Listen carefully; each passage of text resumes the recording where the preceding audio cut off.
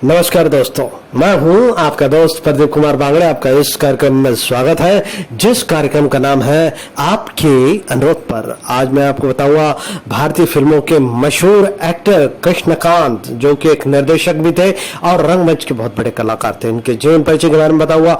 दोस्तों, अगर आप मेरे चैनल को पहली बार देख रहे हैं तो आपसे अनुरोध है कि आप इसे लाइक करें।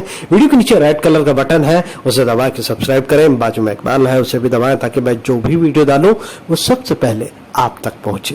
तो चलिए दोस्तों, वीडियो की शुरुआत करते हैं। कृष्णकांत इनका वास्तविक नाम था, कृष्णकांत मगन लाल आत्माराम भूखनवाला, जिन्हें कृष्णकांत या फिर केके के नाम से भी जाना जाता था। कृष्णकांत ने 80 से अधिक हिंदी और गुजराती फिल्मों में काम किया। इसके अलावा उन्होंने असंख्य गुजराती नाटक में कार्य किया। इसके अलावा उन्होंने 15 से अधिक फिल्मों का निर्देशन किया।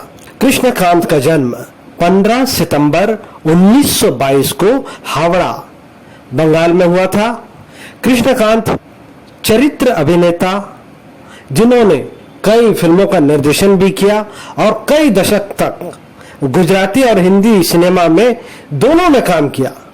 वो फिल्मों से सेवानिवृत्त होने के बाद सूरत में रहने लगे और अक्सर कई लोगों द्वारा उन्हें शहर का गौरव कहा जाने लगा। 1940 में अपनी इलेक्ट्रिकल इंजीनियरिंग की डिग्री प्राप्त करने के बाद कृष्णकांत नवंबर 1942 में बॉम्बे आ गए और ध्वनि विभाग में रूप तारा स्टूडियो में शामिल हो गए। जी हाँ दोस्तों, ये रूप तारा स्टूडियो दादर में है। उनका इरादा एक अभिनेता बनने का था और उन्होंने कई चरित्र भूमिकाएं निभाई। खास तौर से पिता की भूमिका में उन्होंने तो जान ही फूंक दिए। उन्होंने कई रोल ऐसे किए जो यादगार रहे। उन्होंने 5 साल तक फिल्म निर्माता नितिन बोस, जी हाँ दोस्तों, अगर नितिन बोस के बारे में अगर आप जानना चाहते हैं तो आप मेरे चैनल में देख सकते हैं, उनके बारे में संपूर्ण जानकारी है। नितिन बोस न्यू थिएटर के साथ जुड़े हुए थे, वो उनकी भी सहायता करने लगे। हावड़ा में पले बड़े होने के कारण कृष्णकांत नितिन बोस के साथ बांग्ला भाषा में बातचीत किया करते थे। नितिन बोस ने कृष्णकांत को अपनी फिल्म मशाल, जो कि 1950 में आई थी, इसमें एक छोटी सी भूमिका दी, जिसके कारण किशोर कुमार के साथ फनी मजुमदार के आंदोलन, जो कि 1951 में आई थी, इसमें उन्हें विशेष प्रकार की बड़ी भूमिका मिली। कृष्णकांत ने पतिता, जो कि 1953 में आई, हावड़ा ब्रिज 1958 में आई, हाथी मेरे साथी 1971 में आई, शर्मिली 1971 में आई जैसी सुपरहिट फिल्मों में काम करके लोगों का मनोरंजन किया। कृष्णकांत की गुण सुंदरी नो घर संसार, जो कि 1972 जैसी गुजराती फिल्मों में उनकी महत्वपूर्ण भूमिका थी। कृष्णकांत भारतीय राष्ट्रीय रंगमंच पर मंच के दिग्गज प्रवीण जोशी, जी हाँ दोस्तों, अगर प्रवीण जोशी के बारे में आप जानना चाहते हैं, जो गुजराती रंगमंच के बहुत बड़े कलाकार थे, उनके बारे में भी मैंने अपने चैनल में डाला हुआ है। अगर जानना चाहते हैं तो जरूर देख लें। प्रवीण जोशी के साथ गुजराती मंच पर काफी साल तक उन्होंने काम किया। उनके सबसे प्रसिद्ध नाटकों में से एक था एक मानस नाम कारागार। दिग्गज अभिनेत्री सरिता जोशी, जी हाँ दोस्तों, सरिता जोशी भी बहुत बड़ी एक्ट्रेस थी गुजराती फिल्मों की, हिंदी फिल्मों में और हिंदी सीरियल में तो काफी नामचीन है। इनके बारे में जानना चाहते हैं तो आप मेरे चैनल में देख सकते हैं। शरद जोशी, जिन्होंने नाटक घुमास में उनके साथ पागल खाने के अधीक्षक के डॉक्टर के रूप में काम किया था। उन्होंने बताया कि फिल्म में अपने काम के साथ साथ थिएटर में भी काफी सक्रिय थे। केके, उन्होंने केके के बारे में खास बात बताई कि वो इतने अच्छे इंसान थे, इतने सौम्य और इतने शिक्षित थे कि आप सोच नहीं सकते कि वो शो बिजनेस में हो सकते हैं। उनकी बातचीत से कभी नहीं पता चलता था कि वो एक कलाकार है या निर्देशक है।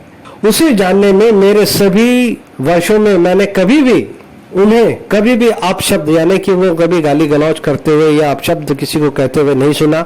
जोशी की बेटी केतकी दवे ने कृष्णकांत द्वारा निर्देशित प्रेम लगन, जो कि 1982 में आई थी, अपनी फिल्मी करियर की शुरुआत की। जोशी बहुत गर्व और खुश थे कि केतकी ने उनकी पहली फिल्म में उनके साथ काम किया।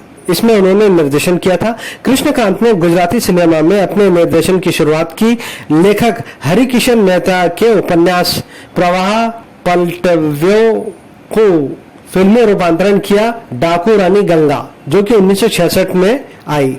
अभिनेत्री रागिनी शाह को पेश किया इसमें। उन्होंने सुपरहिट विस्मो 1937 को अपने करियर की सर्वश्रेष्ठ फिल्म बताया।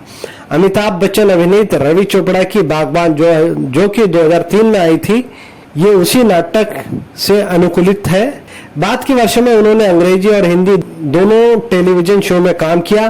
सरिता जोशी ने याद किया कि कृष्णकांत ने एक टेलीविजन धारावाहिक में अपनी पहली उपस्थिति में एक युवा माधुरी दीक्षित को निर्देशित किया था। जी हाँ दोस्तों, अपने जमाने के मशहूर एक्टर माधुरी दीक्षित जो अभी भी काम करती हैं, तो इनको सबसे पहली बार इन्होंने ही निर्देशित किया था। बीरेन कोठारी द्वारा संकलित कृष्णकांत के संस्मरणों में उनके जीवन और करियर का एक महान कालक्रम माना जाता है।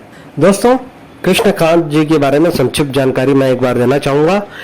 कृष्णकांत जी का जन्म सितंबर 1922 को हावड़ा में हुआ था और इनकी मृत्यु हुई 24 अक्टूबर 2016 को सूरत में।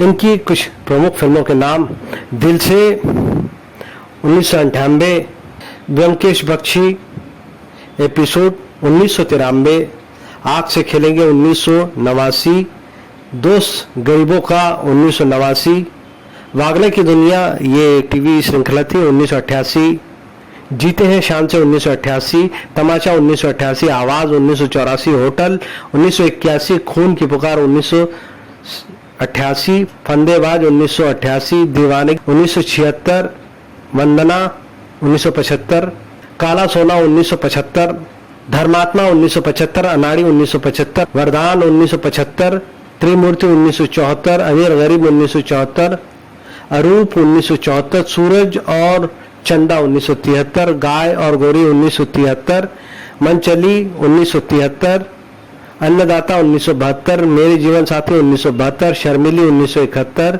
पराया धन 1971, प्यार की कहानी 1971, हाथी मेरे साथी 1971, आराधना 1969, माया ये टीवी श्रृंखला थी, शरारती लड़की 1962, जाली नोट 1960, जालसाज 1959, सट्टेबाज 1959, घर संसार 1958, मेहंदी 1958, जासूसी 1958, दिल्ली का ठग 1958, पोस्ट बॉक्स 999 1958, बेगुनाह 1957, हम पंछी एक डाल के 1957, भाभी 1957, आगरा रोड 1957, यहूदी की लड़की 1957, सुदर्शन चक्र 1956, पटरानी 1956, सतर्क रहो 1956, घर घर में दिवाली 1955, सीमा 1955, पतिता 1953, जलजला 1952, तमाशा 1952, दाग 1952, माँ 1957,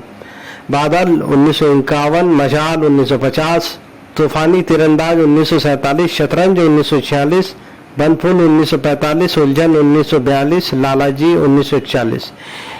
इन्होंने जिन फिल्मों का निर्देशन किया वो भी मैं आपको बता देता हूं दोस्तों। 1986 में छोटा आदमी, 1986 में तीसरा किनारा, 1983 में जवाब, 1982 में प्रेम लगन, 1982 में धर्मो, 1980 में नीरू बुलांडे, 1980 मनी यारो, 1980 जोग संजोग, 1979 सोनबा अणे रूपबा, 1978 विसामो, 1978 माँ डिकरी, 1978 घर संसार, 1977 कुलवधू, 1976 डाकू रानी गंगा। इन्होंने 3 पिक्चरों का निर्माण भी किया। फिल्मों के नाम बता देता हूं मैं आपको। मन मदन 2004 में इसका इन्होंने जो है निर्माण किया था। उथक्कोट्टू लेरन्यू सर्वन्नन, इसका भी निर्माण उन्होंने किया था, 2004 में आई थी। थिरुदा थिरुडी 2003 में इसका निर्माण किया था इन्होंने। दोस्तों, केके के बेटे का नाम है सुप्रीतम भूखनवाला। तो उम्मीद करता हूं दोस्तों मैंने आपको जो जानकारी दी है वो आपको जरूर अच्छी लगी होगी। तो इसी के साथ अपने दोस्त प्रदीप कुमार बांगड़े को इस कार्यक्रम से जाने की इजाजत दीजिए। नमस्कार, जय हिंद।